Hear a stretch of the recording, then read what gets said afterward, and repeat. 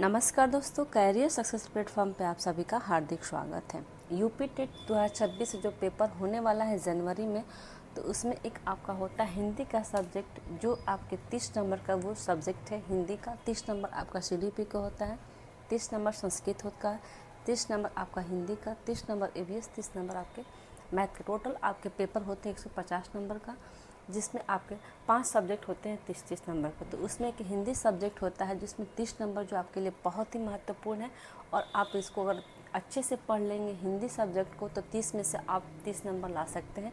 क्योंकि हिंदी जो सब्जेक्ट है उसमें आपका 20 नंबर होता है व्याकरण का, 20 नंबर होता है व्याकरण का, और 10 नंबर होता है आपका गद्यांश या पद्यांश के एक पैराग्राफ होती है। और कम से कम आप 5 नंबर का तो आपका पैराग्राफ के क्वेश्चंस होते हैं, 5 नंबर या 3 नंबर क्वेश्चंस आपके कुछ पैडागोजी के होते हैं, भाषा से होते हैं कि लिपि भाषा का, ऐसे कुछ होते हैं क्वेश्चंस। तो आप हिंदी को बिल्कुल, हिंदी में जो आपका व्याकरण 20 नंबर क्वेश्चन आता है उसको आप बिल्कुल अच्छे से रिवीजन कर लेंगे, प्रैक्टिस कर लेंगे, तो आपका 20 नंबर व्याकरण कहीं नहीं जाने वाला है। क्योंकि जो 20 नंबर हिंदी का सब्जेक्ट है व्याकरण का, वही संस्कृत के भी 20 नंबर व्याकरण के क्वेश्चंस होते हैं। इसलिए दोनों के सेम सिलेबस है, उसमें वर्णमाला पढ़ना होता है, यूपी संस्कृत में भी वर्णमाला पढ़ना होता है, संधि हिंदी में भी, संधि संस्कृत में भी। तो दोनों जो सब्जेक्ट हैं व्याकरण दोनों का सेम है। तो इसलिए अगर किसी हिंदी का अगर आप व्याकरण कंप्लीट कर लेंगे, प्रैक्टिस कर लेंगे, तो आपके संस्कृत का भी आपको 25 से 30 नंबर के बीच में लाने से कोई नहीं रोक सकता। तो इसलिए आप अपनी तैयारी में हिंदी और संस्कृत और सीडीपी को आप बिल्कुल कंठस्थ कर लीजिएगा, तो आप बिल्कुल पेपर क्लियर करने से आपको कोई नहीं रोक सकता। पासिंग नंबर आपका होता है 90 नंबर, जनरल का, ओबीसी का 82 होता है, एससी एसटी वालों का भी 82 होता है। तो इसलिए आप अपनी तैयारी अच्छे से करें, क्योंकि बहुत दिन बाद वैकेंसी आई यूपी टेट की, तो इसको निकालना आपके लिए बहुत ज़रूरी होगा। और निकालने की ट्रिक कैसे है, पेपर को क्लियर करने का ट्रिक भी मैं आपको ज़रूर बताऊँगी कि कौन कौन सी टॉपिक आपको पढ़ना है जिससे पेपर में क्वेश्चन हमेशा आते हैं। तो देख, पहले तो हम एक जहाँ फिगर समझेंगे कि उच्चारण स्थान मूल स्वर कौन कौन से हैं, और आपके स्पर्श व्यंजनीय कौन कौन से हैं। ये हमारे होते हैं आपके मूल स्वर। उच्चारण के कंठ से कौन से स्वर निकलते हैं, तालु से किस स्वर का उत्पन्न उच्चारण स्थान होता है, उस से किस स्वर का उच्चारण स्थान है। उसके बाद हम समझते हैं स्पर्श वर्गीय, स्पर्श या वर्गीय व्यंजन उच्चारण स्थान कंठ से कौन से वर्ण निकलते हैं, तालु से, मूर्धा से, दंत से, उष से। तो अब हम समझते हैं, थोड़ा सा फिगर समझने के बाद से इसके बारे में हम डिटेल वाइज भी ज़रूर पढ़ेंगे, जो आपके लिए बहुत ही महत्वपूर्ण होगा। तो पहले हम कवर करते हैं कि मूल स्वर कौन कौन से हैं, और किस कंठ से कौन से मूल स्वर के उच्चारण स्थान है, तालु से कौन सा है, कोष और उष से कौन सा है। तो इसके बारे में थोड़ा सा हम समझते हैं। तो आता है हमारा कंठ। कंठ से हमारा कौन सा स्वर का उच्चारण स्थान होता है, तो कंठ से अ, आ, अंग, ये हमारा क्या है, कंठ है। तो कंठ से किस चीज़ का उच्चारण स्थान होता है, कौन सा उच्चारण निकलता है, तो अ, आ, अ। आप खुद बोल के देखिए, कंठ से अ, आ, अह। तो ये हमारे जो वर्ण हो गए, आपके स्वर हो गए, ये कंठ से निकलने वाले स्वर हैं, अ, आ, अह। उसी प्रकार से कंठ से बात की फिर आता हमारा तालु आता है। तालु से कौन से स्वर उत्पन्न होते हैं, तो ई ई ई ई। तो तालु कौन सा है, तो तालु जो ये वाला भाग फिगर में दिखाया गया है, ये हमारा क्या है, तालु है। और तालु से कौन से मूल स्वर निकलते हैं, ई निकलते हैं। उसके बाद आता है आपका ओष्ठ।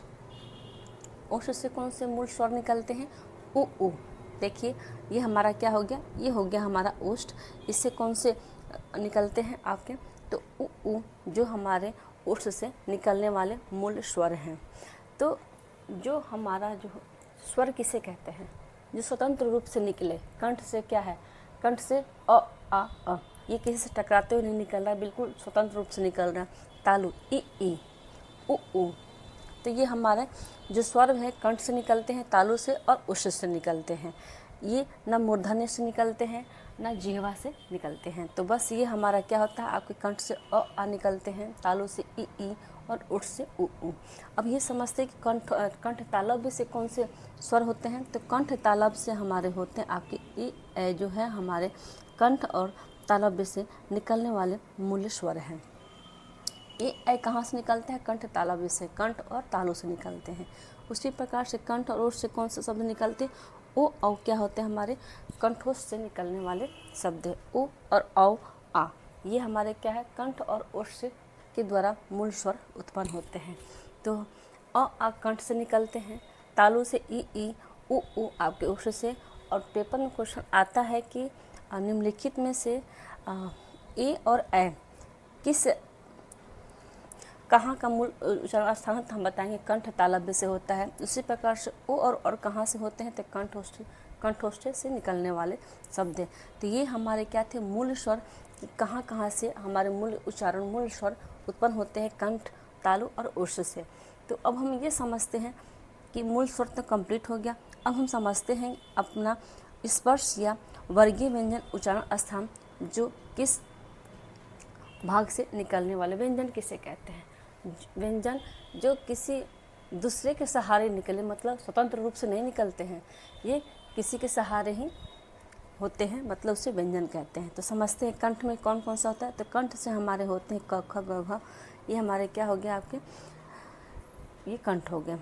तालव्य से च छ ज झ, च छ ज क्या है य, लेकिन इसमें जो लास्ट का अंग इ अड़ न म, ये हमारे क्या हो गया, हमारे ये नासिकीय हो गया, अनुनासिक जिसको बोलते हैं, नाक से निकलने वाले व्यंजन उसको नासिकीय कहते हैं। तो अंग अड़ न म, ये जो लास्ट के 5 वर्ण होते हैं ये हमारे नासिकीय या निर्नाशुक होते हैं, अनुनासिक होते हैं। तो तालु से क्या क्या निकले, च छ ज झ। मूर्धा से क्या हुआ, मूर्धा कौन है इसमें, देखिए फिगर में आपको मूर्धा बताएगा कि जो मूर्धा है ये आपका क्या है, हमारा मूर्धा है। इसे कौन से निकलने वाले व्यंजन है, ट ठ ड ढ, ये कहाँ से निकलते हैं, मूर्धा से निकलते हैं।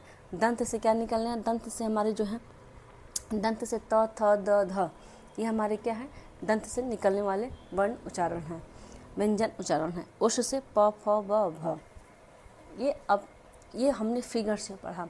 आप खुद देखिए बोल के क ख ग घ, ये कंठ से निकलने वाले हैं। तालु से च छ ज झ, मूर्धा से ट ठ ड ढ, दंत से त थ ध, ओष्ठ से प फ ब भ। तो ये हमारे क्या है, ये थे हमारे स्पर्श या वर्गीय व्यंजन को उच्चारण स्थान जिस भाग से निकलते हैं। अब थोड़ा सा हम समझते हैं। अब तक तो हमने फिगर से समझ लिया कि ऐसे हम कैसे पकड़ सकते हैं कि कौन सा उच्चारण स्थान कहाँ से निकलती है, किस भाग से निकलती है। तो हमने इसको देख लिया, तो हमने इसको समझ लिया कि किस भाग से हमारे कौन से स्पर्श व्यंजन या आपके मूल स्वर कहाँ से निकलते हैं। तो अब हम देखते हैं नेक्स्ट इसके बाद से कि वर्ण किसे कहते हैं, क्योंकि पेपर में 1 नंबर क्वेश्चन आपकी परिभाषा से होते हैं कि वर्ण किसे कहते हैं, वर्णमाला किसे कहते हैं और अक्षर किसे कहते हैं। तो इसके बाद फास्ट समझते हैं। वर्ण की परिभाषा क्या है, शब्दों का सबसे छोटा खंड जिसके और खंड ना हो सके उसे हम वर्ण कहते हैं। शब्द का सबसे छोटा खंड जिसके और खंड ना हो सके उसे हम वर्ण कहते हैं। या फिर आप इसको समझने के तौर पर देखिए कि प्रत्येक भाषा के अपने स्वरूप को प्रकट करने वाले अलग अलग कुछ अक्षर अथवा चिन्ह होते हैं, जिन्हें हम क्या कहते हैं, वर्ण कहते हैं। ये वर्ण ध्वनि पर आधारित होते हैं, मुंह से अलग अलग ध्वनि निकलती है और उन्हें जब लिपिबद्ध किया जाता है तो वर्ण कहलाती है। ठीक है, उसी प्रकार से समझते हैं कि अक्षर किसे कहते हैं। अक्षर कैसे बना होता है, तो अक्षर का हम संधि करेंगे तो अ प्लस क्षर, मतलब छोटी से छोटी ध्वनि जो खंडित ना हो सके उसे अक्षर कहते हैं। अ प्लस क्षर मतलब जो कभी नष्ट ना हो, अर्थात अक्षर का अभिप्राय क्या होता है, वह ध्वनि जो नष्ट नहीं होती उसे हम सदैव, वह ध्वनि जो नष्ट नहीं होती सदैव रहती उसे क्या कहते हैं, अक्षर कहते हैं। या छोटी से छोटी ध्वनि जो खंडित ना हो सके उसे अक्षर कहते हैं। ठीक है, तो ये था हमारा क्या, वर्ण अक्षर। अब हम समझते हैं कि वर्णमाला किसे कहते हैं। वर्णमाला भाषा में प्रयोग में लाए जाने वाले वर्णों के व्यवस्थित और क्रमबद्ध समूह को हम क्या कहते हैं, वर्णमाला कहते हैं। प्रत्येक भाषा की एक अपनी वर्णमाला होती है। जैसे अंग्रेजी में एक वर्णमाला क्या होगी, ABCDEFG, मतलब ये हमारे क्या होगी, आपके अंग्रेजी की वर्णमाला होगी। उसी प्रकार से हिंदी के है अ आ इ क ख ग, ये हमारे हिंदी की वर्णमाला है। ठीक है, तो ये थे हमारे कुछ वर्ण किसे कहते हैं, अक्षर किसे कहते हैं, वर्णमाला किसे, क्योंकि आपकी परिभाषा से एक नंबर क्वेश्चन आएगा यूपी टेट के पेपर में, वर्ण किसे कहते हैं। तो हम बताएंगे जिस शब्द का सबसे छोटा खंड जिसके और खंड ना हो सके उसे वर्ण कहते हैं। अक्षर किसे कहते हैं, तो छोटी छोटी ध्वनि जो खंडित ना हो सके उसे अक्षर कहा जाता है। वर्णमाला किसे कहते हैं, तो भाषा में प्रयोग में लाए जाने वाले वर्णों को व्यवस्थित और क्रमबद्ध समूह को वर्णमाला कहते हैं। अंग्रेजी में वर्णमाला कौन सी है, तो ABCDEFGH etc जो आपकी अंग्रेजी के वर्णमाला, हिंदी के अ आ क ख ग घ ये हमारे हिंदी के वर्णमाला है। आगे देखते हैं इसके बाद कि हमें और क्या क्या पढ़ना है इसके बारे में। तो आगे में हम ये समझते हैं कि हिंदी भाषा में अनेक वर्ण होते हैं। जैसे ध्वनि क्या है, कानों का विषय है। ध्वनि हम कहाँ से सुनते हैं, तो कानों से सुनते हैं। ध्वनि किसका विषय है, कानों का विषय है। लेकिन वर्ण क्या है, वर्ण आँखों का विषय है। पेपर में क्वेश्चन ये बहुत ही ज़रूरी आ सकता है कि ध्वनि किसका विषय है, या ध्वनि हम कैसे सुनते हैं, तो कान से सुनते हैं। वर्ण कैसे देखते हैं, तो आँखों से देखते हैं। तो ध्वनि कानों का विषय है और वर्ण आँखों का विषय है। नेक्स्ट देखते हैं इसके बाद से। अब आता है हमारा नेक्स्ट कि भाषा की इकाई कैसे और क्यों है, कैसे होती, क्योंकि एक नंबर से क्वेश्चन हमेशा आता है कि वर्ण की सबसे छोटी लिखित इकाई क्या है, भाषा की सबसे छोटी लिखित इकाई क्या है, तो वर्ण है। पेपर में क्वेश्चन आएगा कि भाषा की सबसे छोटी लिखित इकाई क्या है। अगर लिखित पूछेगा तो वर्ण बताएंगे। भाषा की सबसे छोटी मौखिक इकाई क्या है, तो ध्वनि बताएंगे। और भाषा की सबसे छोटी सार्थक इकाई अगर पूछा तो शब्द बताएंगे। इन तीनों में बस डिफरेंस ये है कि लिखित, मौखिक और सार्थक।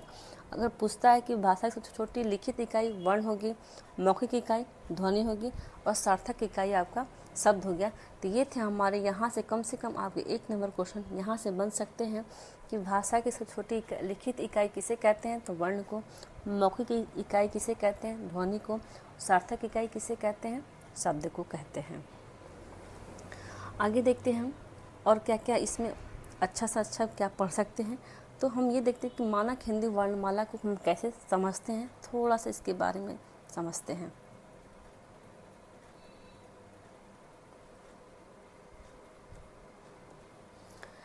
हिंदी वर्णमाला के आधार पर वर्ण कितने बताए गए हैं आपको, ऐसे तो बताए गए हैं हमें कितना। अगर पूछता है कि हिंदी के उच्चारण स्थान पर अगर पूछता है कि हिंदी में उच्चारण के आधार पर वर्ण कितने हैं, तो हम बताएंगे 45। अगर वही पूछता है कि लेखन के आधार पर वर्ण कितने हैं, तो बताएंगे हम 52। ये आपका एक नंबर का क्वेश्चन यहीं से आता है कि हिंदी के उच्चारण के आधार पर वर्ण कितने बताए गए हैं, तो 45 बताए गए हैं। अगर लेखन के आधार पर पूछता है तो 52 बताएंगे। अब हम हिंदी के उच्चारण के आधार पर 45 कैसे, इसके बारे में थोड़ा सा हम समझते हैं। तो इसमें हमारे 10 क्या हो गए, आपके स्वर हो गए। 35 क्या हो गए, व्यंजन, जिसमें से 33 हो गए हमारे आपके स्पर्श व्यंजन। और 2 जो होते उच्छिप्त, जिसको हम कहते हैं व्यंजन अंग अड़ और ढ, हमारे जो उच्छिप्त वर्ण है या द्विगुण जिसको हम बोलते हैं, वो हो गए हमारे 2। टोटल मिला कितने हो गए आपके, व्यंजन हो गए 35 और स्वर हो गए हमारे कितने, 10। तो टोटल अगर हिंदी के उच्चारण स्थान पर पूछता है तो हिंदी के उच्चारण स्थान पर हमारे वर्ण हो गए 45 और लेखन के आधार पर हो गया 52 हो गया। कैसे, 13 हमारे स्वर हो गए, अ आ ई उ री ए ऐ ओ औ अं अ, ये हमारे 13 स्वर हो गए। 35 क्या हो गया हमारे व्यंजन, 33 हो गया हमारे, जिसमें से 33 में आपके 25 स्पर्श हो गए, 4 अंतस्थ हो गए, 4 आपके ऊष्म हो गए और 2 हो गए हमारे उच्छिप्त व्यंजन। ठीक, संयुक्त व्यंजन कितने होते हैं, तो 4 छ त्र ग श्र। ये थे हमारे आपके लेखन के आधार पर 52 वर्ण किस प्रकार से है और कैसे, इसके बारे में हमने समझा। इसके बाद से अब हम ये देखते हैं कि वर्णमाला के भेद कितने होते हैं। इसको आप जरूर ध्यान दीजिएगा कि पेपर में किसके आधार पर वर्ण पूछा है, लेखन के आधार पर या हिंदी उच्चारण के आधार पर। और किसी के आधार पर नहीं पूछा है, खाली ये पूछा है कि वर्णमाला कितने होते हैं, वर्णमाला कितनी है, तो हम बताएंगे 52। अगर पेपर में क्वेश्चन आता है कि हिंदी के उच्चारण आधार पर कितने हैं, तो 45 और लेखन के आधार पर 52। देखते हैं नेक्स्ट इसके बाद से कि वर्णमाला के भेद कितने होते हैं और किस प्रकार से होते हैं। तो ये है हमारे आपके वर्णमाला के भेद कितने होते हैं, तो 2 होते हैं। कौन कौन से होते हैं, 2 हमारे होते हैं। फर्स्ट होता है स्वर, सेकंड होता है हमारा व्यंजन। स्वर में कौन कौन सा, अ आ इ ई उ री ए ओ अ, औ औ, ये हमारे उ औ, ये हमारा क्या हो गया, आपके स्वर हो गए। अंग अ क्या हो गया। ऐसे पेपर में क्वेश्चन आएगा कि हिंदी में स्वर कितने होते हैं, तो हम बताएंगे कितने होते हैं, 11। ठीक है, हिंदी में स्वर कितने हो गए हमारे, 11। अगर संस्कृत में पूछता है तो हम बताएंगे 13। ठीक है, तो इसमें जो अंग अ है हमारा, जो अंग और अ है, उसको क्या बोलेंगे, आयोगवाह बोलेंगे। आयोगवाह में आता है। जो अंग है आपका, ये अनुस्वार होता है, और अ क्या होता है हमारा, ये विसर्ग में आता है। ठीक है, तो हम समझते हैं व्यंजन कितने हो गए। तो व्यंजन हमारे टोटल कितने हो जाते हैं आपके, तो टोटल तो हो जाएंगे हमारे 35। लेकिन इसमें अगर पूछता है कि स्पर्श कितने हो गए, तो स्पर्श हमारे होते हैं कितने, 25 होते हैं। ठीक है, आपके स्पर्श कितने हो गए, ये हमारे 25 हो गए वर्ण।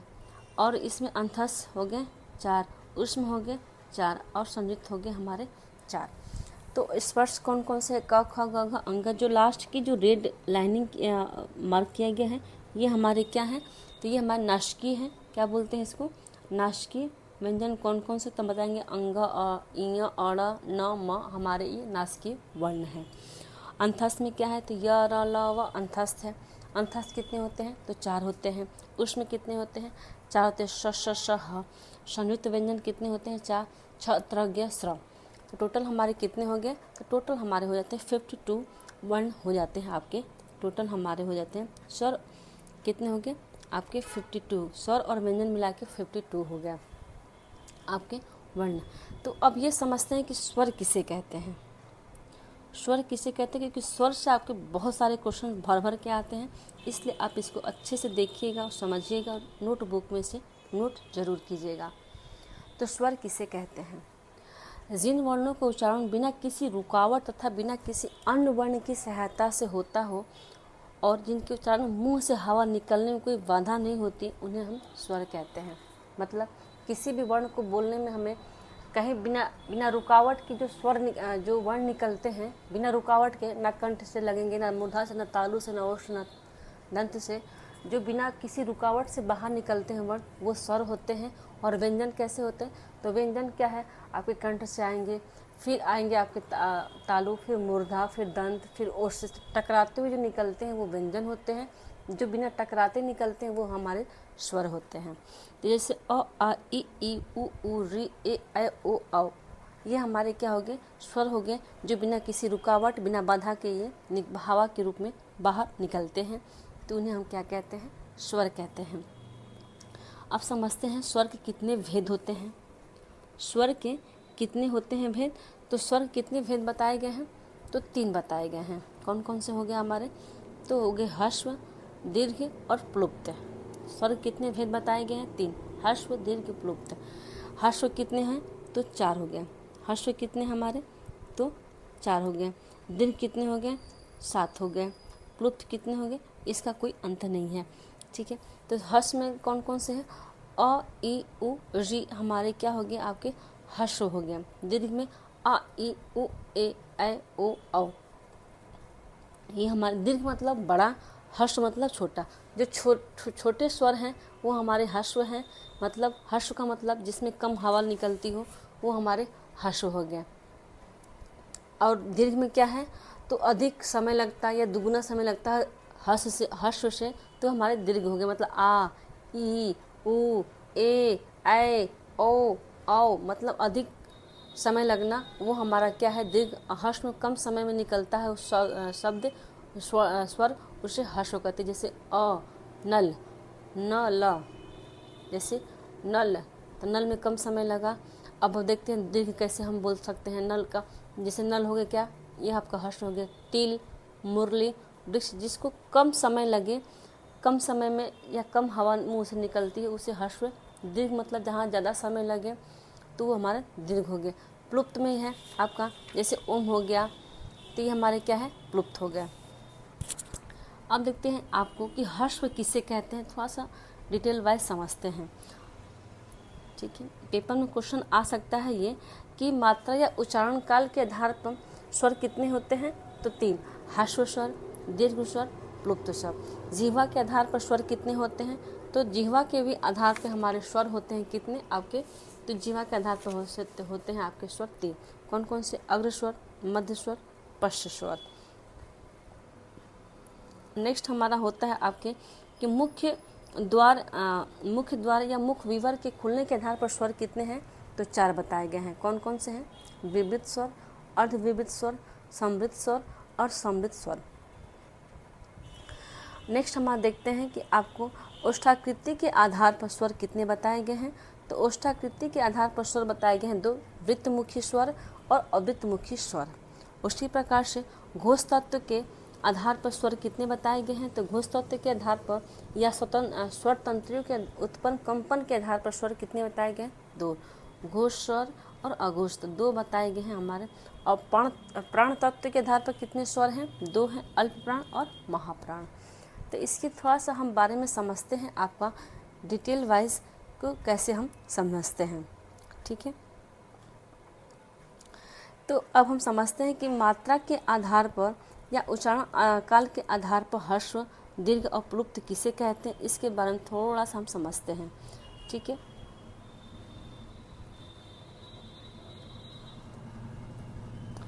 ह्रस्व स्वर किसे कहते हैं, जिन स्वरों के उच्चारण में सबसे कम अर्थात कम एक मात्रा का समय लगता हो उसे सदैव स्वह्रस्व स्वर कहते हैं। मतलब सबसे कम अर्थात एक मात्रा का समय लगता हो, एक जहाँ मात्रा का समय लगता हो उसे हम क्या कहते हैं, ह्रस्व स्वर कहते हैं। जैसे अ, इ, उ, री, मतलब अ, नल, तिल, मुरली, वृक्ष, इसमें जैसे कम समय या एक मात्रा का समय लगता है उससे हम क्या कहते हैं, ह्रस्व स्वर कहते हैं।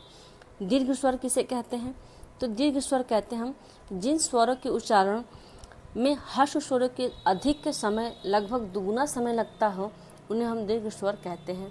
दीर्घ स्वर ह्रस्व स्वर के दीर्घ रूप नहीं है वरन अपने आप में स्वतंत्र है। ये 2 स्वरों के मेल से बनते हैं, अतः इन्हें हम संधि स्वर भी कहा जाता है, किसे, दीर्घ स्वर को। जैसे आ, ई, उ, ए, ऐ, ओ, औ। अ प्लस अ क्या बन गया आपका, आ बन गया। उसी प्रकार से ई प्लस ई बड़ी ई, उ प्लस उ बड़ा उ, अ प्लस ई ए, अ प्लस उ ओ, अ प्लस ए ऐ, ओ प्लस ओ औ। तो ये जो हमारा दीर्घ क्या हो गए, जहाँ अधिक समय या दुगुना समय लगता है ह्रस्व स्वर की अपेक्षा उसे हम कहते हैं दीर्घ स्वर कहते हैं। अब थोड़ा सा नोट के रूप में भी नोट कर लीजिएगा क्योंकि बहुत ही महत्वपूर्ण पॉइंट है जो पेपर के लिए आपके लिए बहुत ही महत्वपूर्ण है। कौन कौन से देखते हैं, ए को ह्रस्व नहीं माना गया। अब कोई पूछेगा कि अ, ई, उ अगर आया है, जैसे कि अ, ई, उ, री अगर ह्रस्व है तो ए क्यों नहीं है, तो थोड़ा सा नोटबुक में से नोट करिए नोट के रूप में। ए को ह्रस्व नहीं माना गया क्योंकि ए वर्ण अ प्लस ई से मिलकर बना है, जहाँ 2 वर्णों का संयोग होने से यहाँ 2 वर्णों का संयोग होने के कारण इसे दीर्घ स्वर में लिया गया है। जैसे कि आपका अ जो आपका है उसमें आपका 2 वर्णों का मेल नहीं हुआ है क्योंकि वहाँ पे सिंगल है। तो जहाँ सिंगल मात्रा हो आपका ह्रस्व हो, जहाँ डबल मात्रा होगा, जहाँ बड़ी मात्रा या अधिक समय लगता हो वो हमारा दीर्घ होता है। अब हम समझते हैं कि प्लुप्त स्वर किसे कहते हैं। जिन स्वरों के उच्चारण में दीर्घ स्वर से भी अधिक 3 मात्रा का समय लगता हो उन्हें हम प्लुप्त स्वर कहते हैं। इनका प्रयोग किसी को पुकारने में या संबोधन करके बुलाने में किया जाता है। जैसे ओम, जैसे ओम बोलते हैं तो अधिक समय लगता है। भैया, भैया, हे हरि, मतलब जहाँ आपका संबोधन हो किसी शब्द का वो हमारा प्लुप्त स्वर हो गया। तो ये थे हमारे आपके कौन से हो गया, आपके स्वर के 3 जो भेद बताए गए हैं, जिसमें से आपका ह्रस्व जो मात्रा या उच्चारण काल के आधार पर आपको 3 स्वर बताए गए हैं, ह्रस्व, दीर्घ और प्लुप्त। अब हम ये समझते हैं नेक्स्ट में कि इसके बाद से क्या है हमारा, तो अब इसके बाद से आता है आपका जिह्वा के आधार पर आपके स्वर कौन कौन से वो भी हमको समझना है। जिह्वा के आधार पर स्वर कितने बताए गए हैं, 3, अग्र स्वर, मध्य स्वर और पश्च स्वर। अब दीर्घ स्वर अग्र स्वर किसे कहते हैं? तो जिन स्वरों के उच्चारण में जीभ का अगला भाग ऊपर उठता हो, ये जो हमारा जीभ का अगला भाग है जो ऊपर उठता हो, ये हमारा क्या हो गया? अग्रभाग। जिसको स्वरों के उच्चारण में जीभ का अगला भाग उठता, जैसे ई, देखिए ई, जीभ उठी आगे वाली, ई ई ए ऐ, मतलब जो जिस स्वर को बोलने में जीभ का अगला भाग ऊपर उठता हो वो अग्र स्वर हो गया। मध्य स्वर जो हमारा ये मध्य है, उसमें जिन स्वरों के उच्चारण में जीभ का मध्य भाग थोड़ा ऊपर उठता है, अ, तो इसको बोलने में, अ को बोलने जो मध्य हमारा मध्य भाग जीभ का है वो थोड़ा सा ऊपर उठता है। उसी प्रकार से पश्च स्वर कौन सा है? तो पश्च स्वर हो गया जिन स्वरों के उच्चारण में जीभ का पिछला भाग ऊपर उठता हो, आ, उ, औ, मतलब जो पीछे, मतलब पश्च मतलब पीछे का जो भाग ऊपर उठता हो वो हमारा क्या हो गया? पश्च स्वर हो गया। तो ये थे हमारे अग्र स्वर, मध्य स्वर और पश्च स्वर के बारे में डिटेल वाइज हमने पढ़ा। अब हम देखते हैं नेक्स्ट में क्या है हमारा। तो नेक्स्ट में आता है आपका कि मुख्य द्वार या मुख्य विवर खुलने के आधार पर स्वर कितने बताए गए हैं? तो 4, विवृत, समृत, अर्धविवृत, अर्धसमृत। तो इसके बारे में थोड़ा सा डिटेल वाइज हम पढ़ते हैं कैसे और क्यों। तो विवृत किसे कहते हैं, थोड़ा सा इसको हम समझते हैं। तो विवृत हम कहते हैं कि विवृत स्वर के उच्चारण में मुख्य द्वार पूरा खुला होता है। विवृत स्वर के उच्चारण में मुख्य द्वार जो क्या था पूरा खुला होता है, वो क्या है आपके विवृत स्वर। इनकी संख्या कितनी होती है? 2। जैसे आ, अब आ बोलिए तो पूरा मुंह खुल जाता है, तो ये हमारा क्या हो गया? विवृत स्वर हो गया। अर्धविवृत स्वर कैसे होता है? जिन स्वरों के उच्चारण में मुख्य द्वार आधा खुला हो या आधा खुला हो और आधा बंद हो। इनकी संख्या कितनी होती है? 4। जैसे अ, ए, ओ, आ, मतलब क्या है? आधा खुला हुआ है या आधा बंद रहता है, उसे हम क्या कहते हैं? अर्धविवृत स्वर कहते हैं। उसी प्रकार समझते हैं कि समृत स्वर किसे कहते हैं? तो समृत स्वर कहते हैं समृत स्वर के उच्चारण में मुख्य द्वार शर्करा या लगभग बंद रहता है, उसे हम कहते हैं समृत स्वर। जैसे कि ई, उ, मतलब लगभग क्या है? ये लगभग बंद है, ई, उ, तो ये हमारे क्या हो गया? समृत स्वर हो गया। जहाँ पूरा मुंह खुला वो विवृत, जहाँ थोड़ा आधा मुंह लगभग मुंह बंद रहा वो हमारे समृत हो गए। इसकी संख्या कितनी बताई गई? तो इसकी संख्या 4 बताई गई है, ई, उ। अब देखते हैं कि अर्धविवृत अर्धसमृत स्वर किसे कहते हैं, इसको कैसे समझते हैं। तो अर्धसमृत हम कहते हैं कि अर्धसमृत स्वर के उच्चारण में मुख्य द्वार कम या आधा बंद रहता है। इनकी संख्या 2 होती है, ए, ओ, मतलब क्या हो गया आपका? ये आधा बंद रहता है, तो वो हमारे हो गए आपके अर्धसमृत स्वर हो गए। देखते हैं नेक्स्ट में क्या है। नेक्स्ट में हम देखते हैं ओष्ठाकृति या ओठों के आधार पर स्वर कितने होते हैं और कैसे। ओष्ठाकृति या ओठों की स्थिति के आधार पर स्वर कितने बताए गए हैं? तो 2, वृत्तमुखी और अवृत्तमुखी के बारे में हम थोड़ा सा समझते हैं, क्योंकि पेपर में हमेशा क्वेश्चंस आते हैं कि ओष्ठाकृति के आधार पर स्वर कितने बताए गए हैं। तो 2 आधार पर कितने बताए गए? 2, अर्धमुखी और अवृत्तमुखी। तो समझते हैं कि वृत्तमुखी किसे कहते हैं? ऐसे स्वर जिनका उच्चारण करने से ओठों का आकार गोल हो जाता है। जैसे ऐसा स्वर जैसे कि ऊ, उ, ओ, मतलब ऐसे उच्चारण, मतलब ऐसे स्वर जिनका उच्चारण करने में ओठों का आकार अगर गोल होता है उसे हम वृत्तमुखी कहते हैं। इनकी संख्या कितनी होती है? तो इनकी संख्या 5 होती है। उ, ओ, आ, मतलब ऊँट, कुत्ता, कौवा, मतलब इसको बोलने में हमारे ओठ कैसे गोल हो जा रहे हैं, मतलब आपका वृत्तमुखी हो गया। अवृत्तमुखी कैसे होते हैं? तो ऐसे स्वर जिनका उच्चारण करने से ओठों का आकार गोल न होकर फैले हुए या सामान्य स्थिति में रहते हैं। जैसे अ, आ, ई, ए, मतलब गोल ना हो वो अवृत्तमुखी हो गया, और जो गोल होगा वो वृत्तमुखी होगा। ठीक है, तो ये थे हमारे आपके ओष्ठाकृति के आधार पर आपके स्वर कितने हो गए? वृत्तमुखी और अवृत्तमुखी। अब हम समझते हैं घोष तत्व के आधार पर कैसे होते हैं। अब हम समझते हैं, ये अभी तक हम स्वर पढ़े, इसके बाद से व्यंजन पढ़ेंगे। तो घोष तत्व के आधार पर या स्वतंत्र के उत्पन्न कंपन के आधार पर कितने होते हैं? तो 2 होते हैं, सघोष और अघोष। कैसे समझते हैं? तो तो घोष तत्व के पेपर में क्वेश्चन आएगा कि घोष तत्व के आधार पर स्वरों की श्रेणी कितने भागों में बांटी गई है, तो 2। कौन कौन से? सघोष स्वर और अघोष स्वर। तो सघोष किसे कहते हैं समझते हैं। तो सघोष कहते हैं कि सघोष वे स्वर जिनके उच्चारण में स्वर तंत्रिया में श्वास का कंपन होता हो तो सघोष उत्पन्न होती है। जैसे सभी स्वर क्या होती है हमारे? सघोष ध्वनियाँ होती है। 1 नंबर क्वेश्चन आपका ये आएगा यहाँ से कि सघोष स्वर सभी स्वर क्या होते हैं? सभी स्वर किस में आते हैं? तो हम बताएंगे आपके सघोष ध्वनिया में आते हैं। सभी स्वर सघोष ध्वनिया में आते हैं। आपके 1 नंबर क्वेश्चन यही से अब बन जाएगा आ ई उ री ए ऐ ओ औ। ये हमारे क्या है? सघोष होगी। अघोष किसे कहते हैं समझते हैं। तो जिन स्वर के उच्चारण में स्वर तंत्रें कंपन नहीं करती उन्हें अघोष स्वर कहते हैं। स्वरों को अघोष नहीं माना जाता है, केवल व्यंजनों में अघोष माना जाता है।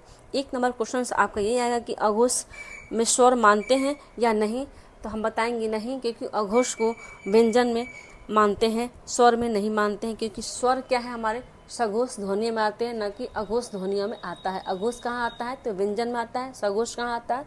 स्वर में आता है। तो सभी स्वर क्या हो गया हमारे? सघोष ध्वनि होगी। 1 नंबर क्वेश्चन आपका यहीं पे आएगा। और ये क्वेश्चन आएगा कि सघोष को अघोष क्यों नहीं मानते? क्योंकि व्यंजनों को अघोष माना गया है। आपका 1 नंबर क्वेश्चन यहाँ से बन सकता है। देखते हैं नेक्स्ट क्या है इसके बाद से। नेक्स्ट आता है हमारे प्राण तत्व के आधार पर कितनी श्रेणियों में बांटा गया है आपको स्वर को। तो प्राण तत्व के आधार पर आपको 2 श्रेणियों में बांटा गया है आपको स्वर को, अल्प प्राण और महाप्राण। स्वरों के आधार पर पूछेगा तो 2 श्रेणियों में बताएंगे, व्यंजन के आधार पर पूछेगा तो भी हम बताएंगे 2 श्रेणियों में बांटा गया। लेकिन क्वेश्चन को ध्यान नहीं कि स्वर पूछा है कि व्यंजन पूछा है। तो प्राण तत्व को कितने स्वर, जो प्राण तत्व के आधार पर स्वरों कितनी श्रेणी में बांटा गया है? तो 2, अल्प प्राण, महाप्राण। समझते? प्राण का अर्थ क्या है? हवा। प्राण का अर्थ क्या होता है? हवा होता है। देखते हैं सभी स्वर अल्प प्राण होते हैं।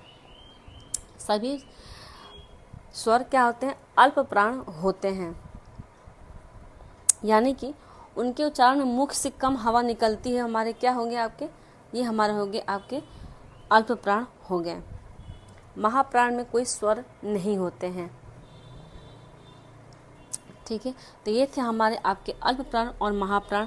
तो अल्प प्राण में सभी स्वर अल्प प्राण होते हैं, यानी उनके उच्चारण में मुख से कम हवा जो निकलती है हमारे अल्प प्राण होते हैं। और सभी स्वर क्या है? हमारे अल्प प्राण है, न कि महाप्राण में व्यंजन में आते हैं, स्वर में नहीं आते हैं।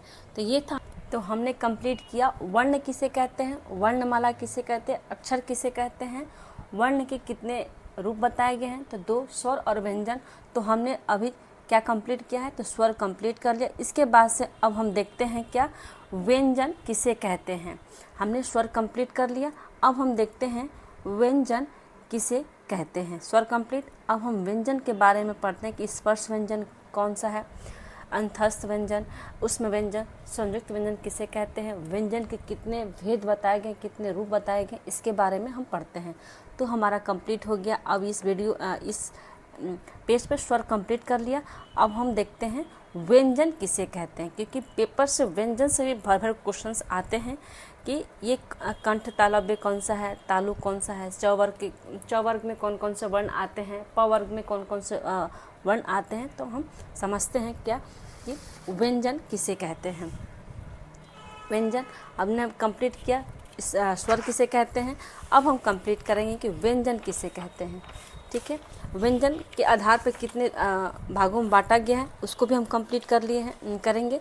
इसके बाद से फिर हम देखते हैं कि व्यंजन के कितने रूप हैं या कितने भागों में किया गया है। व्यंजन की पहचान हम किस प्रकार से करेंगे, देखते हैं। व्यंजन किसे कहते हैं। व्यंजन का हम संधि करेंगे तो क्या होगा, वी प्लस अंज। इसका अगर हम संधि करते हैं व्यंजन का, अगर हम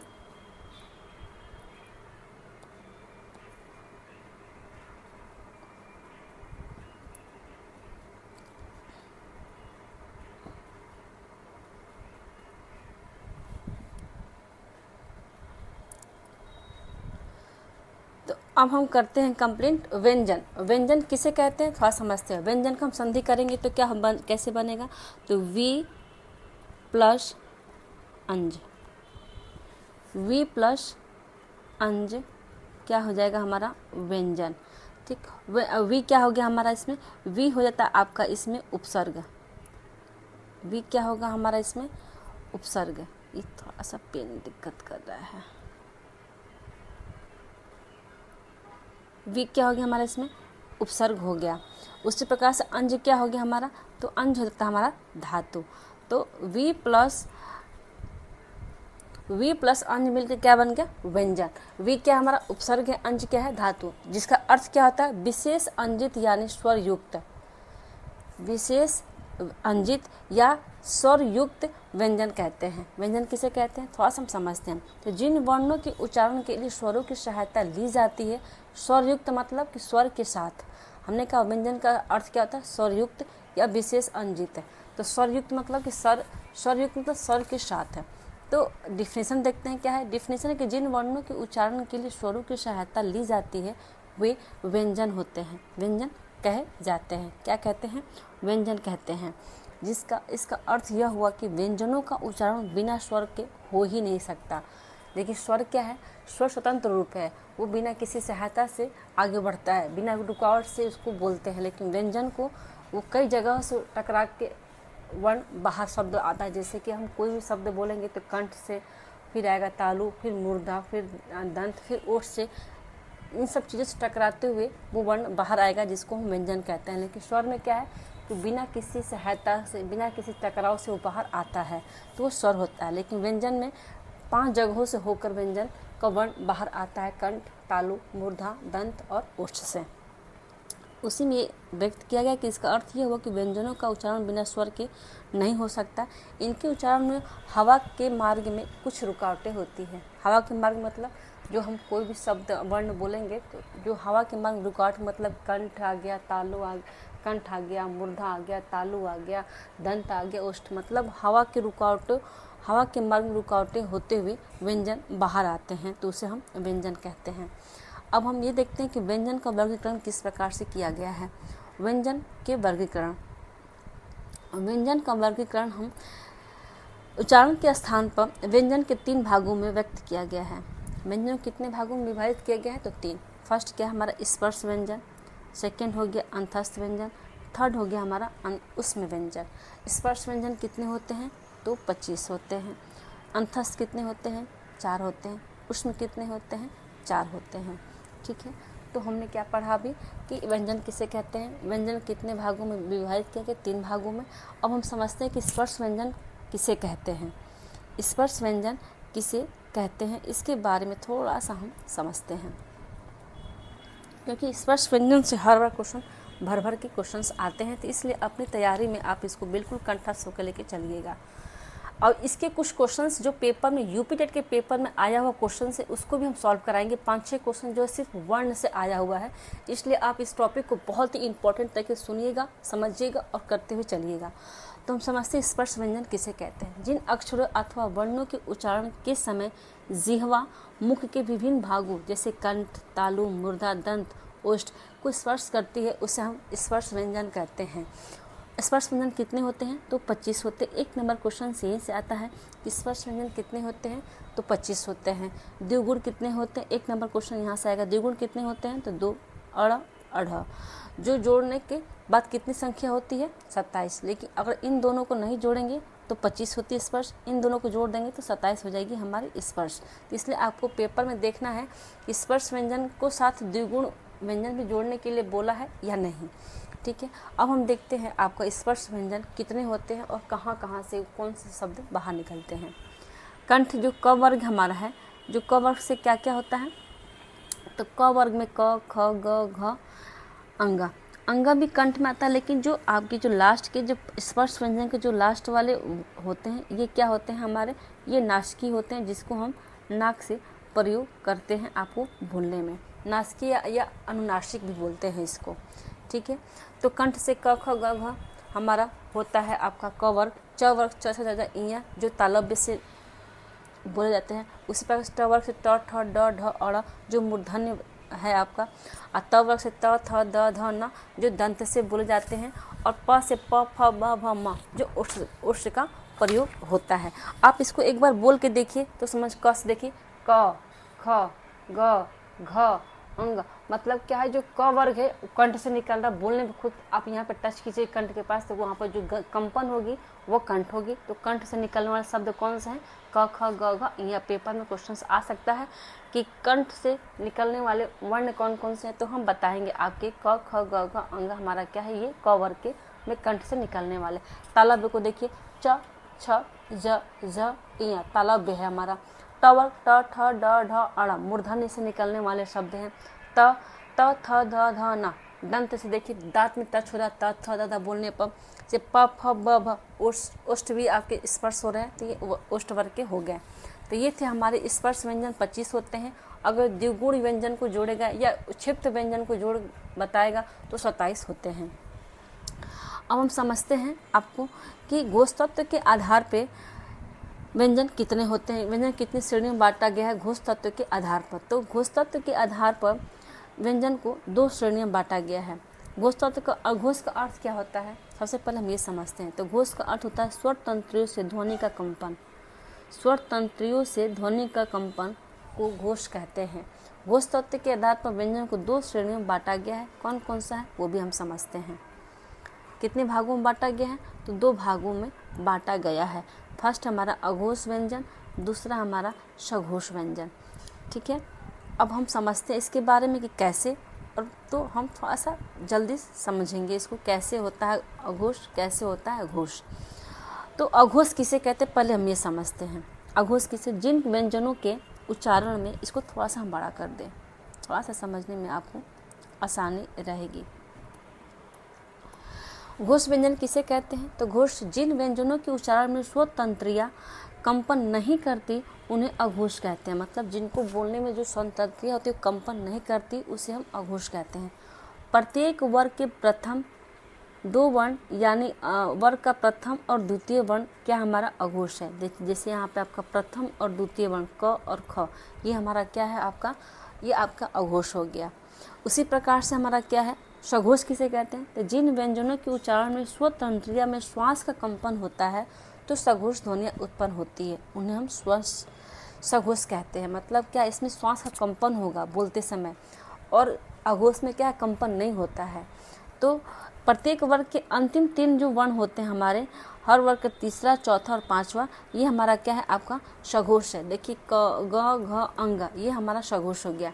अब अघोष और सघोष को समझने के लिए क्या है हमारा, कैसे समझेंगे, तो अघोष का जो प्रथम होता है, प्रथम और द्वितीय, जिसको बोलने में कंपन नहीं हो रहा, क ख कंपन, एक ग घ घ, इसको बोलने में अंग, बोलने में क्या हो रही है कंपन हो रही है, तो ये सघोष हो गया। मतलब संघर्ष से बोला जा रहा है इसको, तो ये सघोष हो गया। और जिसको संघर्ष नहीं कर पाए जिसको अघोष कहेंगे हम। बस इसको ये समझे कि जिसको बोलने में हमें संघर्ष करना पड़ा वो सघोष हो गया, जिसको बोलने में हमें संघर्ष नहीं करना पड़ा वो हमारा अघोष हो गया। अघोष क्या है आपका, क ख है प्रथम स्पर्श व्यंजन के जो प्रथम द्वितीय होता है वो हमारा अघोष है, और तृतीय चतुर्थी पंचमी में हमारा क्या है सघोष हो गया। बस इसको आपको इतना ध्यान रखना है। अब देखते हैं आगे के पेज पे क्या है। आगे के पेज पे दिया हमारा क्या है कि प्राण तत्व के आधार पर व्यंजन कितने भागों में विभाजित किया गया है। प्राण तत्व के आधार पर व्यंजन कितने भागों में किया गया। प्राण का अर्थ क्या होता है ये भी हम समझते हैं। तो प्राण का मतलब होता है आपका हवा। हवा, इसको कितने श्रेणियों में बांटा गया है, तो 2 श्रेणियों में बांटा गया है, अल्प प्राण और महाप्राण। अल्प प्राण और महाप्राण 2 भागों में बांटा गया प्राण तत्व को। प्राण का मतलब होता है हवा। अब हम समझते हैं कैसे, ये भी हम थोड़ा सा देखते हैं। थोड़ा सा बड़ा कर दूं।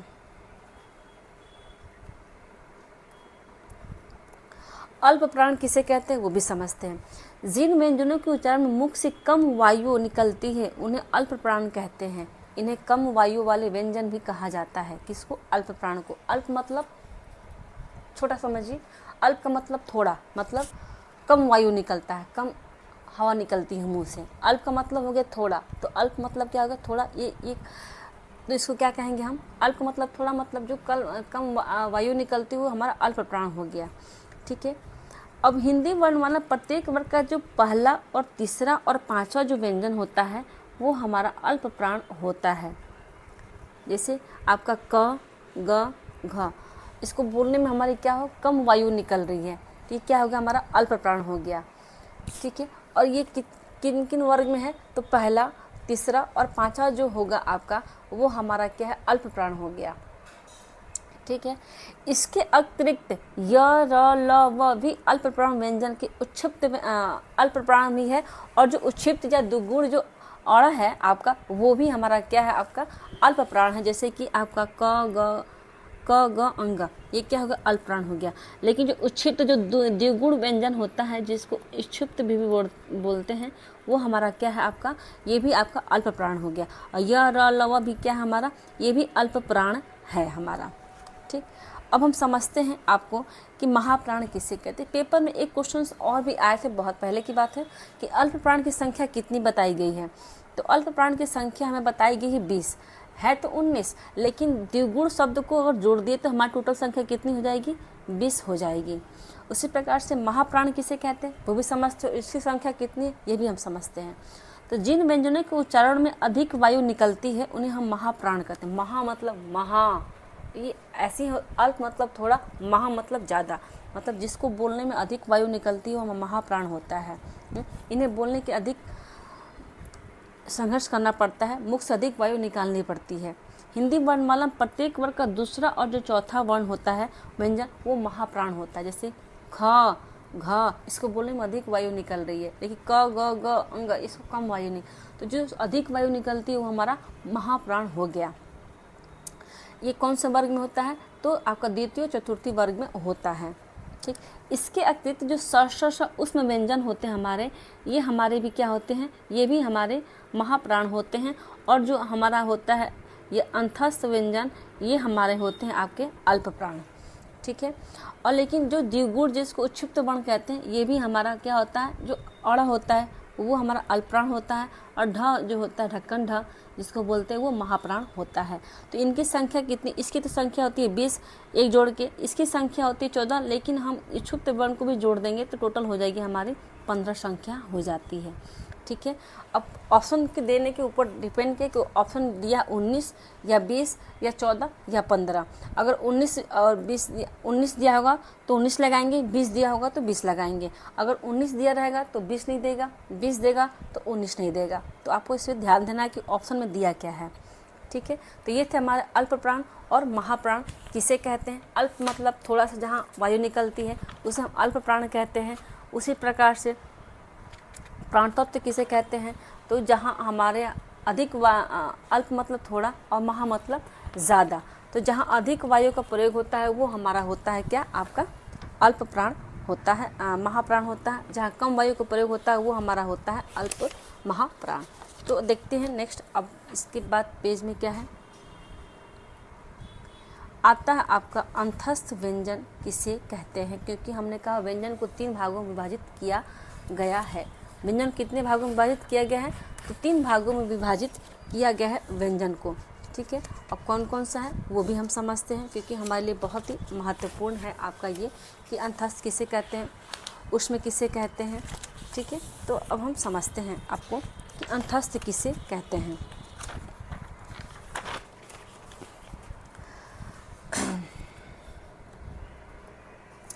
अंतस्थ, इसका शाब्दिक अर्थ क्या होता है, तो अंतः अर्थात बीच में, अस्थ मतलब होता है स्थित होना, मतलब अर्थात जो अक्षर व्यंजनों और स्वरों के बीच में स्थित हो उसे हम क्या कहते हैं, आपको अंतस्थ व्यंजन कहते हैं। मतलब जो स्वरों और व्यंजनों के जो बीच में स्थित होता है उसे हम क्या कहते हैं, अंतस्थ व्यंजन कहते हैं।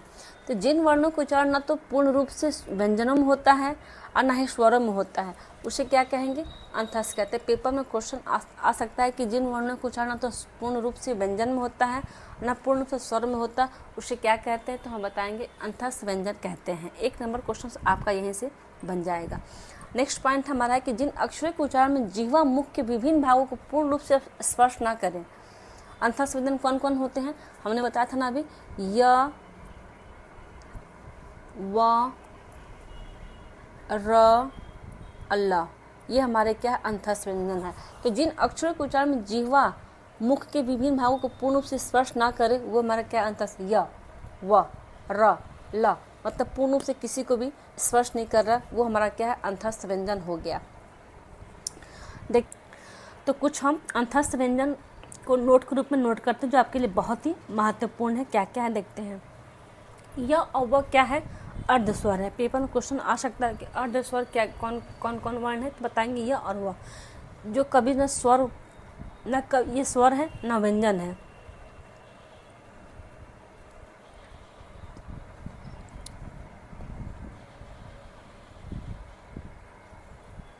ये अर्धस्वर मतलब ध्वनि जो कभी स्वर और कभी व्यंजन है, तो क्या हमारा अर्धस्वर हो गया।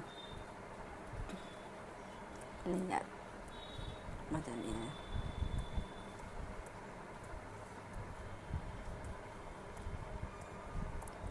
अब हम देखते हैं अंतस्थ व्यंजन, कुछ पॉइंट है जो आपके लिए बहुत ही महत्वपूर्ण है।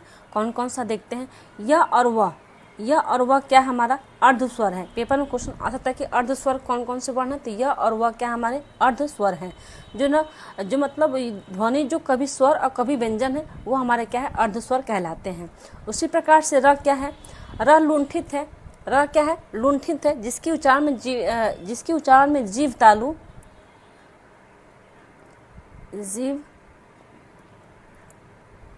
तालु से लुढ़क का स्पर्श करे, वो हमारा लुंठित वर्ण होते हैं। लुंठित वर्ण कौन सा, र, जिसे र को बोले र मतलब जीव और तालु से लुढ़क का स्पर्श करे, तो वो क्या है, लुंठित वर्ण हो गया र आपका।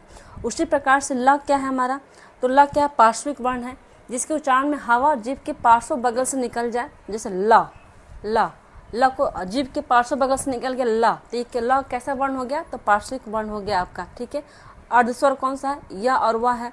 ल कैसा वर्ण है, लुंठित वर्ण है। र कैसा है, लुंठित वर्ण है। ल कैसा है, तो पार्श्विक वर्ण। ये बहुत ही महत्वपूर्ण है, आपका यहाँ पर कम से कम 3 नंबर क्वेश्चन ये आपका है कि य और कैसा वर्ण है, तो हम बताएंगे अर्धस्वर है। र क्या है, लुंठित वर्ण है। ल क्या है, पार्श्विक वर्ण है। ठीक है, अब देखते हैं नेक्स्ट में क्या है हमारा, नेक्स्ट पेज में क्या है, तो नेक्स्ट पेज में आता है आपका ऊष्म व्यंजन किसे कहते हैं। ऊष्म व्यंजन किसे कहते हैं, थोड़ा सा बारे में इसको भी पढ़ते हैं। ऊष्म या संघर्ष, ऊष्म को भी संघर्षी व्यंजन भी कहते हैं। इसका शाब्दिक अर्थ क्या होता है, गरम। ऊष्म शाब्दिक अर्थ क्या होता है, गरम, मतलब कि जो बोलने में जो गरम सी आवाज़ निकलती है, उसे क्या कहते हैं, ऊष्म या संघर्षी, जिसको बोलने में बहुत संघर्ष करना पड़े, और संघर्ष करते समय जो हवा के रूप में जो निकलती है वो गर्म निकलती है, उसको ऊष्म या संघर्षी व्यंजन कहते हैं। ऊष्म व्यंजन कौन कौन सा होता है, तो श जो ह होता है हमारा, श आपका जो ये आपका कौन सा कैसे वर्ण हो गए, ये ऊष्म व्यंजन हो। जिन वर्णों को उच्चारण मुंह से रगड़ खाकर हवा बाहर निकलती है, जिसकी हल्की सीटी सी आवाज श ह, मतलब कोई जो उच्चारण करने में जो हल्की सीटी सी आवाज आती है ना, श, जिसको बोलने में सीटी सी आवाज आती है या गर्म पैदा करती है, वो आपका वर्ण कैसा हो गया, तो उसमें यह संघर्षी वर्ण कहा जाता है। जिसको आपको बोलने में सीटी सी आवाज निकलती है, वो ऊष्म व्यंजन होते हैं। ऊष्म व्यंजन कौन सा है, श हा है। उसी प्रकार से अब हम समझते हैं उच्छिप्त या द्विगुण व्यंजन कौन कौन से हैं, क्योंकि आपके लिए बहुत ही महत्वपूर्ण पॉइंट है। आपका उच्छिप्त वर्ण या जिसको हम द्विगुण भी बोलते हैं, उसको समझते हैं। उच्छिप्त का अर्थ क्या होता है, उछलता हुआ। उच्छिप्त का मतलब उछलता हुआ, जिनके उच्चारण में जीभ पहले ऊपर उछलकर मूर्धा को स्पर्श करे, फिर झटके के साथ नीचे आए, वो हमारा क्या है, उच्छिप्त व्यंजन होता है। जैसे अड़, ढ, मतलब क्या है, मूर्धा को स्पर्श करते झटके से नीचे आया, वो वर्ण क्या होता है, उच्छिप्त व्यंजन होते हैं, अड़ ढ। ठीक है, अब हम समझते हैं कि अड़ क्या है, ये मूर्धन्य है, सघोष वर्ण में आता अल्प प्राण में। ढ, ढक्कन ढ क्या है, मूर्धन्य है, सघोष है, लेकिन महाप्राण है। बस इसको आपको ध्यान रखना है। अब हम देखते हैं नेक्स्ट पेज में क्या है, संयुक्त व्यंजन किसे कहते हैं। संयुक्त व्यंजन किसे कहते हैं, तो जब कोई स्वर रहित व्यंजन स्वर सहित व्यंजन से मिलकर नया अक्षर बनाता है और व्यंजन की मूल आकृति अलग अलग स्पष्ट नजर आते हैं, तो उसे संयुक्ताक्षर कहा जाता है। मतलब ये व्यंजन स्वर सहित और कोई स्वर सहित जो मिलकर नया अक्षर जो उत्पन्न होते हैं, उसको संयुक्त व्यंजन कहते हैं। जैसे छ क्या हमारा, छत्र, श्र गया क्या हमारा, आपका ये संयुक्त व्यंजन है। लेकिन छ कैसे बना है, तो क प्लस षटकोण स्वर से मला बना हमारा छ, जिसका क्षमा जैसा क्या हमारा संयुक्त व्यंजन हो गया। छ क्या है हमारा, संयुक्त है। त्र, त प्लस र बन के त्र बना पत्र, ज्ञ, ज प्लस इ से मिलकर बना है ज्ञ। श्र, श प्लस र से बना है श्र, जिसको श्रवण भी कहते हैं। एग्जाम्पल के रूप में ये सब है। आपका त्र से पत्र हो गया, ज्ञ से विज्ञान, श से श्रवण ही हो गया हमारा। ये थे हमारे क्या आपके संयुक्त व्यंजन थे हमारे ये। अब हम देखते हैं नेक्स्ट में क्या हमारा, नेक्स्ट पेज पे हमारा आता है अब आगत व्यंजन किसे कहते हैं। आगत व्यंजन किसे कहते हैं इसके बारे में थोड़ा सा हम समझते हैं। तो वे व्यंजन जो हिंदी भाषा में दूसरी भाषाओं से ग्रहण किए गए हैं, मुख्य रूप से ज और फ। ज और फ क्या है, ये आगत व्यंजन माना गया है। वे व्यंजन अरबी और फारसी भाषाओं से हिंदी में आए हैं। जो और फ क्या है, ये अरबी और फारसी भाषाओं से हिंदी में आए हैं। ठीक, जैसे कि ज़मीन और फ़कीर, ज़मीन और फ़कीर, ये बिंदु है, फ़कीर जैसे शब्दों, इन शब्दों में व्यंजन का प्रयोग, इसे जमीन और फ़कीर में कौन सा व्यंजन प्रयोग हुआ, आगत वर्ण का। जैसे ये आपके देखिए, तो ये हमारा क्या है, आपका आगत व्यंजन है। आपको एग्जाम्पल में ध्यान पेपर में आ सकता है कि ज़मीन और फ़कीर में कौन सा व्यंजन है, तो जहाँ ज के नीचे बिंदु दिखाई दिया आगत हो गया, फ के नीचे बिंदु दिखाई दिया तो आगत व्यंजन हो गया। अब हम ये भी समझते हैं आगे, इसके बारे में थोड़ा सा और समझते हैं। नोट के रूप में नोट कीजिएगा, हमने लिखना भूल गए यहाँ पे कि आगत व्यंजन के रूप में कैसे इसकी पहचान किस तरह से करते। तो इन व्यंजनों के जो, जिन व्यंजनों के नीचे नुक्ता बिंदी लगा हो, मतलब किसी भी व्यंजन के ज और फ के नीचे अगर बिंदु लगा हो, वो हमारा क्या है, नुक्ता बिंदु बोलते ही जाए, इसको आगत व्यंजन भी कहते हैं। ठीक है, अब हम नेक्स्ट में देखते हैं आपका, नेक्स्ट में आयोग वा है जो बहुत ही महत्वपूर्ण है। आपका आयोग वा हम किसे कहते हैं, जो अंग और अ, जो स्वर में आपको कहते हैं कि हिंदी में स्वर 11 हो गया, संस्कृत में 13, क्योंकि अंग और अ को हिंदी में स्वर नहीं माना गया है, इसको आयोग वा कहा गया, क्योंकि ना ये तो स्वर होते हैं और ना ही व्यंजन होते हैं, इसलिए इसको आयोग वा हिंदी माना गया। संस्कृत में अंग और अ को स्वर भी माना गया, संस्कृत में स्वर होते हैं 13, हिंदी में स्वर होते हैं 11। तो आयोग वाह किसे कहते हैं ये भी समझते हैं। हिंदी वर्णमाला में अंग मतलब अनुस्वार और अ मतलब विसर्ग। अ मतलब विसर्ग जिसको बोलते हैं, अंग को क्या बोलते हैं, अनुस्वार को आयोग वाह कहते हैं। यह न तो स्वर होते हैं ना व्यंजन, इन्हें स्वरों के बाद स्थान दिया गया है, इसे स्वरों के बाद स्थान दिया गया है। अब हम समझते हैं कैसे पेपर में क्वेश्चन आ सकता है, ऐसा कौन सा व्यंजन वर्ण है जो ना तो स्वर में आता है ना व्यंजन में, तो हम बताएंगे आयोग व अंग और अ, मतलब अनुस्वार और विसर्ग ऐसा वर्ण है, यह ना तो स्वर में आता है और ना ही व्यंजन में आता है, इसको स्वरों के बाद स्थान दिया गया है। अब हम समझते हैं थोड़ा डिटेल वाइज कैसे अनुस्वार का प्रयोग किस प्रकार से होता है। तो स्पर्श व्यंजन के जो पंचम वर्ण होते हैं, अंग, अय, अण, नम के लिए भी इसका प्रयोग होता है आपका अनुस्वार का। ठीक है, कैसे होता है ये भी थोड़ा सा हम समझते हैं, क्योंकि जब तक अच्छे तरीके से समझ में नहीं आएगा तो हम भी पूरी तरीके से समझ नहीं पाएंगे कि कैसे हुआ और कैसे। जैसे हो गया आपका, जैसे कि कोई भी शब्द होता है, कंघा जैसे हो गया आपका, कंघा क्या हम अमानक रूप का मानक रूप से बदलते हैं, तो कंघा,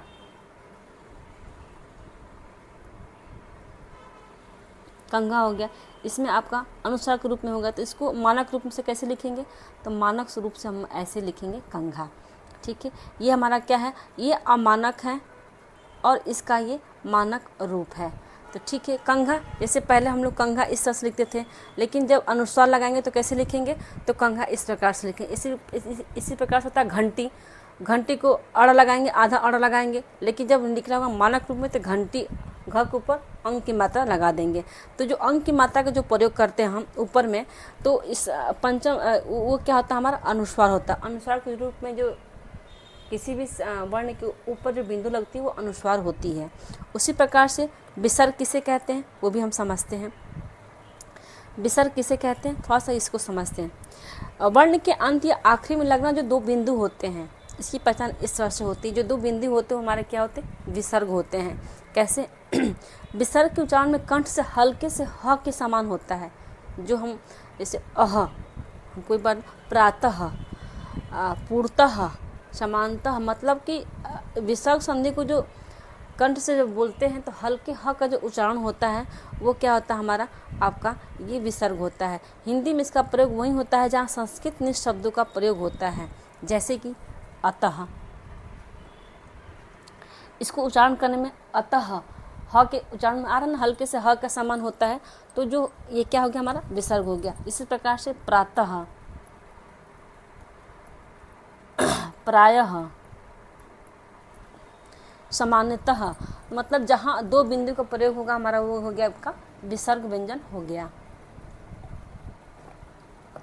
अब देखते हैं नेक्स्ट में क्या है अनुनासिक, क्योंकि आपका ये भी बहुत महत्वपूर्ण है कि अनुस्वार, विसर्ग और अनुनासिक। तो अनुस्वार में बिंदी लगता है वर्ण के ऊपर, विसर्ग में दो शब्दों के बाद लगता है दो बिंदु। लेकिन अनुनासिक की पहचान हम किस तरह से करेंगे? तो अनुनासिक का हम प्रयोग चंद्र बिंदु के अनुसार हम समझ जाएं कि हमारा अनुनासिक है। जहाँ चंद्र बिंदु का प्रयोग होगा वो हमारा अनुनासिक होता है। जब किसी वर्ण या अक्षर को नाक और मुंह के दोनों की मदद से पढ़ते हैं तथा अर्थात मुंह में हवा भरकर नाक से छोड़ते हैं तो वो अनुनासिक कहलाता है। जी, इसका चिन्ह कैसा होता है? चंद्र बिंदु, जैसे कि आँख, आँख। इसको हम क्या किए? मुंह से तो हवा भरकर ना आँख, लेकिन नाक से निकाल दिए, तो ये हमारा क्या हो गया आपका अनुनासिक। चांद, ठीक, कांच, ये हमारे शब्द क्या हो गया आपके अनुनासिक शब्द हो गया। मतलब किसी भी शब्द के ऊपर, वर्ण के ऊपर अगर चंद्र बिंदु का प्रयोग होगा वो हमारा अनुनासिक शब्द व्यंजन होगा। उसी प्रकार से अब हम ये समझते हैं कि अनुस्वार और अनुनासिक में क्या अंतर है, कैसा अंतर है, थोड़ा सा इसके बारे में समझते हैं। अनुस्वार और नासिक में अंतर। अनुस्वार और स्वरों और व्यंजन के समान ही एक स्वतंत्र ध्वनि है, किंतु अनुनासिक की ध्वनि स्वतंत्र न होकर नासिकीय स्वर में मिल जाती है।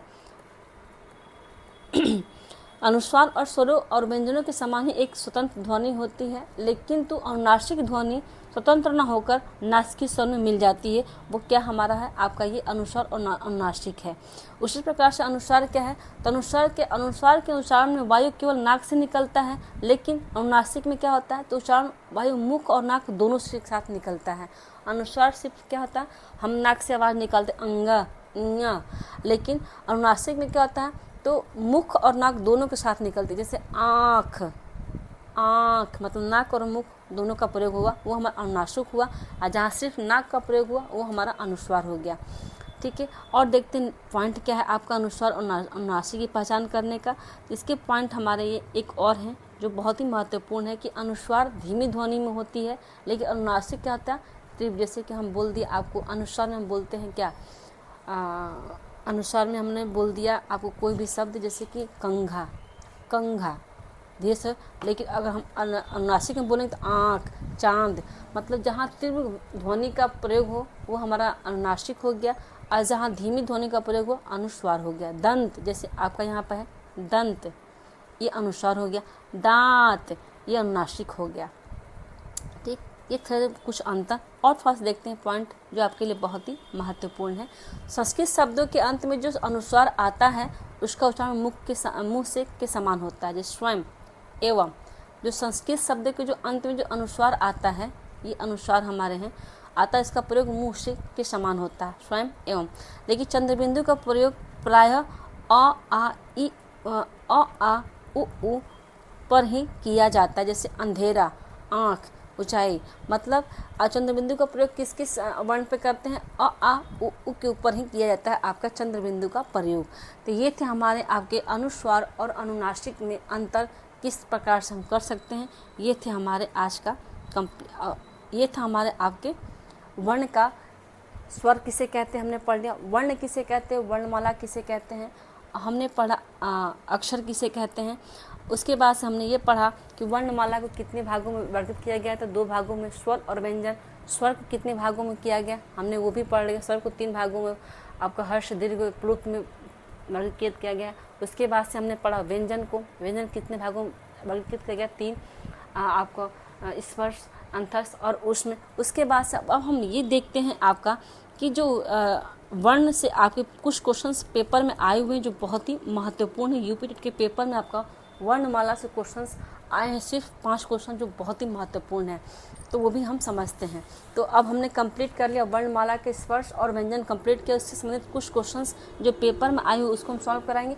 इसके बाद जो नेक्स्ट वीडियो आएगी आपकी टॉप 100 क्वेश्चन वर्णमाला से जो आपको पेपर में आने वाले क्वेश्चंस होंगे, क्योंकि सिलेबस में वर्णमाला है ही, तो वर्णमाला से बहुत ज़्यादा क्वेश्चन, 100 क्वेश्चन से अधिक क्वेश्चन अगर रिवीजन कर लेंगे तो आपको उससे बाहर कोई क्वेश्चन आएगा ही नहीं। तो देखते हैं कि पेपर में कौन कौन सा क्वेश्चन पूछा गया यूपी टेट के पेपर में। तो स्पर्श व्यंजन की संख्या कितनी बताई गई है, तो संख्या बताई गई हमारी 25। कितनी बताई गई है, 25। क से लेके म तक जो ये आपका है आपका व्यंजन, वो कौन सा स्पर्श व्यंजन है। नेक्स्ट क्वेश्चन है कि निम्न में कौन सा व्यंजन प वर्ग का नहीं है। तो प वर्ग में क्या आता है, तो प फ ब भ म। लेकिन कौन सा नहीं आता है, तो न नहीं आता है। ऑप्शन सी इसका राइट हो जाएगा आंसर, क्योंकि प भी आता है, फ भी आता है, म भी आता है, लेकिन न नहीं आता। न किस में आता है, आपका त थ द ध न में आता है, त वर्ग में आता है, प वर्ग में नहीं आता है। नेक्स्ट क्वेश्चन है कि ज्ञ वर्ण किन वर्णों का संयोग से बना है। तो ज्ञ किससे बना है, तो ज प्लस ञ से बना हमारा ज्ञ आपका अज्ञा, ज्ञानी। तो ये हमारा क्या है आपका, ये ज्ञ किन वर्णों से मिलकर बना है, तो ज और ञ से बना है आपका यह शब्द। नेक्स्ट क्वेश्चन की पंचमाक्षर में वर्ण शामिल नहीं किए गए हैं। पंचमाक्षर में कौन सा वर्ण शामिल नहीं किए गए हैं, तो कौन सा नहीं किया गया, आपका अंग है, अड़ है, य है, म है, न है। लेकिन कौन सा नहीं है, तो भ नहीं है आपका। ऑप्शन बी इसका राइट हो जाएगा आंसर। नेक्स्ट क्वेश्चन, अड़ा का उच्चारण स्थान कौन सा है। अड़ा का ट ठ ड ढ अड़ा, ये मूर्धा का है। ऑप्शन सी इसका राइट हो जाएगा आंसर। तो ये थे हमारे यूपी टेट के क्वेश्चन, 5 क्वेश्चन जो सिर्फ वर्णमाला से पूछे गए थे। 5 क्वेश्चन, सोचिए कि वर्णमाला कितना इंपॉर्टेंट टॉपिक है हिंदी के लिए। व्याकरण के कम से कम यूपी टेट के व्याकरण में 30 में से 20 नंबर सिर्फ व्याकरण क्वेश्चन आते हैं, और 20 में से सिर्फ आपका 5 नंबर क्वेश्चन वर्णमाला से पूछा है। संधि से कम 3-4 क्वेश्चन आए हुए हैं, समाज से आए हुए हैं। इसलिए अपनी तैयारी व्याकरण को बहुत अच्छे तरीके से कीजिएगा, जो आपके लिए बहुत ही महत्वपूर्ण है, क्योंकि यूपी टेट का पेपर बहुत दिन बाद वैकेंसी आई है, तो आप इसको अच्छे से तैयारी कीजिएगा। कल की वीडियो में हम वर्णमाला से संबंधित 100 क्वेश्चन, टॉप 100 क्वेश्चन आपको प्रोवाइड कराएंगे, जो आपके लिए बहुत ही महत्वपूर्ण है। सिर्फ आप उसको सुनिएगा, प्रैक्टिस कीजिएगा, पेपर आपको क्लियर करने से कोई नहीं रोक सकता। तो आज की वीडियो यहीं समाप्त होती है। वीडियो को like and subscribe and share ज़रूर करें। Thank you.